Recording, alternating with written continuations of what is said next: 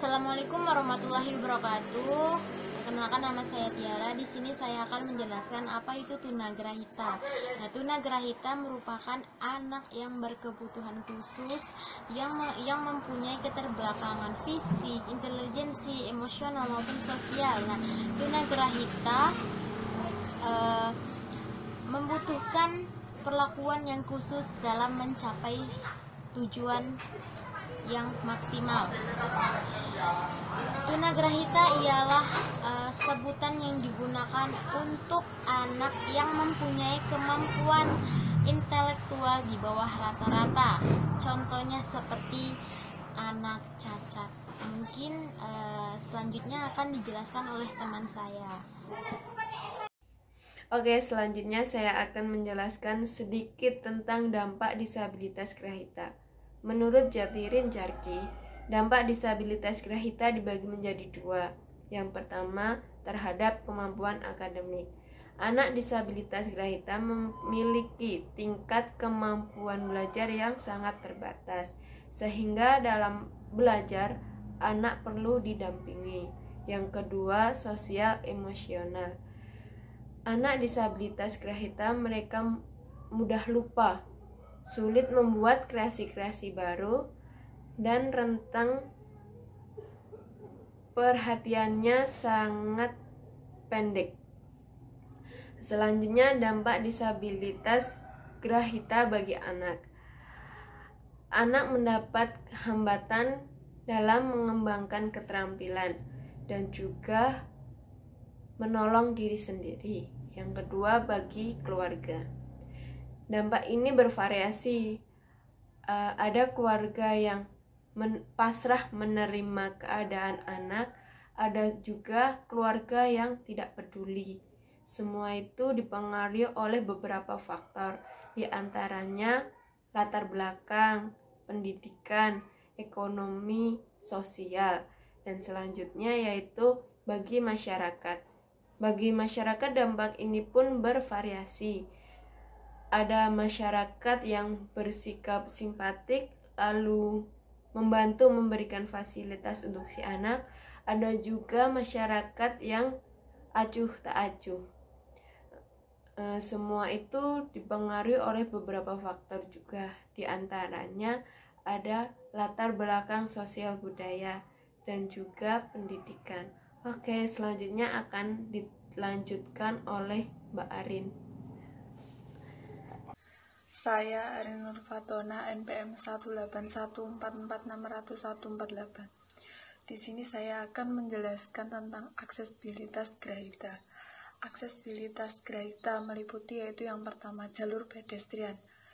Jalur pedestrian merupakan jalur yang digunakan untuk berjalan kaki yang dirancang dengan berdasarkan kebutuhan orang untuk bergerak secara aman, mudah, nyaman, dan tanpa hambatan. Persyaratan dari jalur pedestrian sendiri adalah permukaan jalur harus stabil, kuat, dan cuaca bertekstur halus dan tidak licin. Kemudian perbandingan kemiringan maksimumnya adalah 1:8, dan pada setiap jarak maksimal 900 cm itu diharuskan terdapat bagian yang datar yang minimal berukuran 120 cm. Kemudian yang kedua yaitu pintu.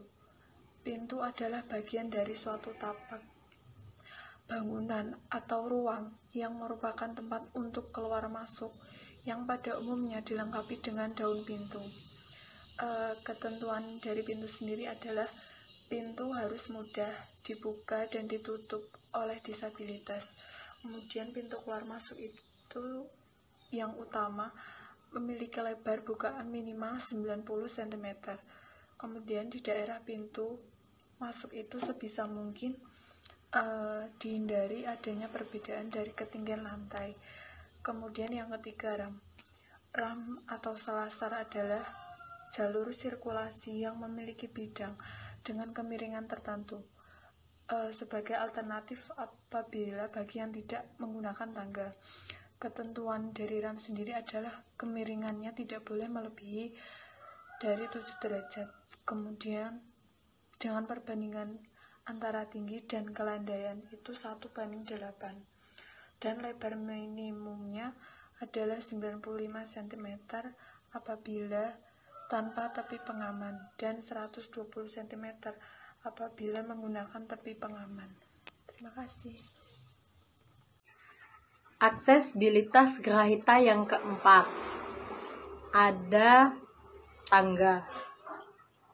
Di dalam rumah yang isinya ada grahita, yaitu tangganya harus menggunakan handrail. Kenapa harus menggunakan handrail? Yaitu agar mempermudah mereka dalam aktivitas menaiki tangga.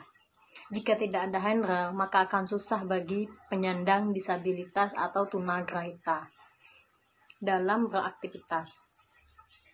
Nah, handrail tersebut tingginya hanya berkisar 65 sampai 80 cm di atas permukaan lantai. Terus aksesibilitas grahita yang kelima ada toilet. Di dalam rumah yang terdapat grahita, yaitu toiletnya harus menggunakan simbol atau rambu dengan sistem cetak timbul. Kenapa harus menggunakan sistem cetak timbul? Karena agar mempermudah grahita dalam mengingat sesuatu. Terus, toilet untuk grahita, yaitu tidak boleh licin. Aksesibilitas yang ke-6 ada perlengkapan dan perangkat kontrol. Ketentuan sistem alarm atau peringatan, yaitu yang sering kita dengar. Penyandang grahita, yaitu harus menggunakan peringatan. Nah, terutama peringatan suara. Ada juga peringatan dengan benda, yaitu dengan pukulan, tuk-tuk, atau sebagainya. Terus yang terakhir yaitu aksesibilitas grahita ada rambu dan marka ataupun simbol. Nah, yang terakhir ini sangat penting bagi disabilitas penyandang grahita. Kenapa?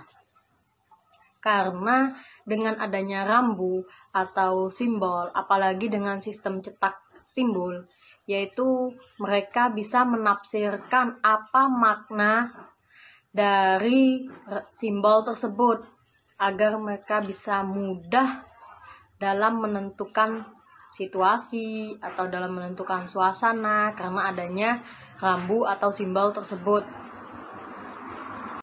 Jadi kesimpulan pada bab ini ialah tunagrahita ialah anak berkebutuhan khusus yang memiliki keterbelakangan dalam inteligensi fisik, emosional, dan sosial yang membutuhkan perlakuan khusus supaya dapat berkembang pada kemampuan yang maksimal. Tunagrahita termasuk dalam golongan anak berkebutuhan khusus. Ada beberapa dampak yang mempengaruhi tunagrahita, yaitu ada kemampuan akademik dan sosial atau emosional. Agar tunagrahita dapat menjalankan aktivitas seperti biasa, pemerintah berupaya dalam menyiapkan sejumlah fasilitas seperti jalur pedestrian, pintu, rem, tangga, toilet, perlengkapan, dan perangkat kontrol. Rambu dan marka.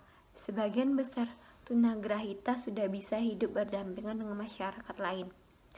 Saran dari kelompok kami adalah orang-orang baiknya tidak memperlakukan pengurusan fasilitas yang sudah disiapkan oleh pemerintah untuk tunagrahita. 2. Perlu adanya perhatian khusus terhadap mereka untuk dilatih, dibimbing, dan diberi kesempatan serta dukungan agar mereka mampu mengembangkan seluruh potensi agar dapat mandiri dan memiliki harga diri di hadapan orang lain sekitarnya. Terima kasih.